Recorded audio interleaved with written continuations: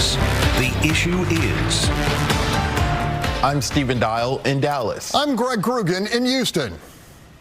And I'm Rudy Koski in Austin, and this is Texas, the issue is. On their second attempt, House Republicans in Congress successfully impeached DHS Secretary Alejandro Mayorkas. I talked to Texas Congressman Chip Roy about if he will be removed from office and why Republicans felt it was necessary. Mayorkas deserved to be impeached because he violated his oath to the Constitution. He failed to take care to see that the laws are faithfully executed as the Constitution requires. He lied to me under oath when he said that they have operational control of the border, and he looked straight at the statute that I put in front of him, and he said, yes, we do. And then he later tried to back away from that. Do you think there's even a real likelihood that he will be removed from office in the Senate? The American people also get to hear this. And every one of those members of the Senate are going to have to go answer for it. And if they're comfortable answering no, then they can go defend that. That's the way the system works. But impeachment, remember, it's like indicting somebody in a grand jury. It's not exactly the same. Let's be clear. This is political and it's legal both. But it's like an indictment. And, should you not indict just because you're afraid that the jury may not convict? That's not how it works, right? The House is supposed to present the articles of impeachment, send them over to the Senate and say, this is why we think this guy did something worthy of trial, and you guys go decide. Was the impeachment worth it? Will it be worth it? That doesn't fix the problem on the border, correct? Well, impeaching Secretary Mayorkas won't immediately solve the problem at the border, no doubt. I've introduced legislation to do it. I've fought to get H.R. 2 passed. I'm doing everything I know how to use the power of the purse to force change. The administration refuses to listen. But the reason that impeaching Mayorkas is important is he is the guy that has been heading this up. He is the face of it. He is the leading decision maker. He's the one that has made these calls. Like right now, they're talking about releasing people from custody and shrinking ICE enforcement. They accused Border Patrol agents of whipping Haitian migrants, which turned out to be blatantly false. And it was very clear that the secretary knew it was false based on all the information that's been presented. Those things matter. And it matters that the American people see us do our job and use the tools that the founders gave us to check the executive branch. That's what we did. That's why it's important. Let's go back to ICE. You mentioned that there's been reports of a $700 million budget shortfall, considerations reportedly of reducing the number of beds for detainees, which would result releasing people. Do you think if that does happen, if that goes through, is that an impeachable offense for the president in your eyes, or do you think this is still Alejandro Mayorkas' issue? Well, look, the buck stops with the president of the United States. And, if you can impeach Mayorkas for a failure to take care that the laws be faithfully executed, you can impeach Joe Biden for failing to take care that the laws be faithfully executed. The president knows what he's doing. He's doing it intentionally, or he's certainly allowing the people around him to make the decisions. But the buck stops with the president of the United States. He is the head of the executive branch. They are flouting the law, ignoring the law, failing to carry out the laws. And in doing so, they are endangering the American people, particularly Texans, particularly our children. President Trump did not want a border plan to be passed, or at least criticize the one that passed at the Senate, did not pass in the House. Do you think that's a good strategy heading into this election season of shooting down some type of compromise instead of just trying to have a compromise? Well, first of all, former President Trump didn't say that he didn't want to have legislation to fix the border. He said he didn't want to have that legislation to fix the border. That's a very material difference.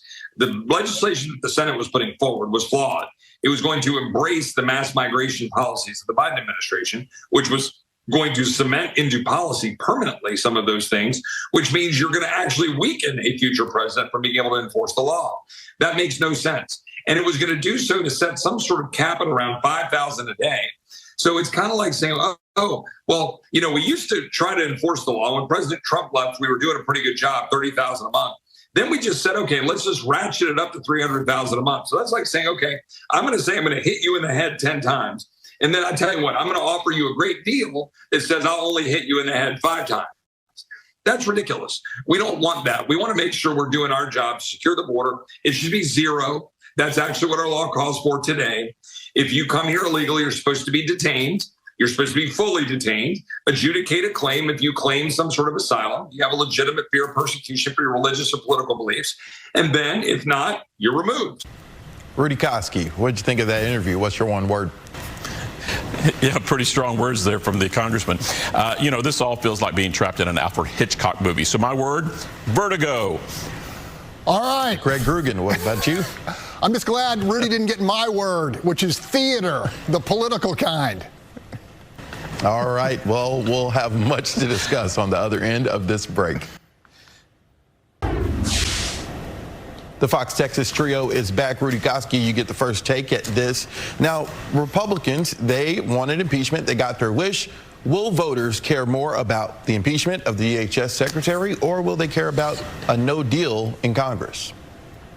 Stephen, I don't think most voters know who Mayorkas is, so the impeachment trial will most likely be a short-run political theater production in the Senate.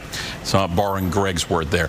What I'm hearing is hardline Republicans and Democrats will watch the trial, and they will not be the deciding factor in the November election. Moderates and independents, they're going to be the key, right?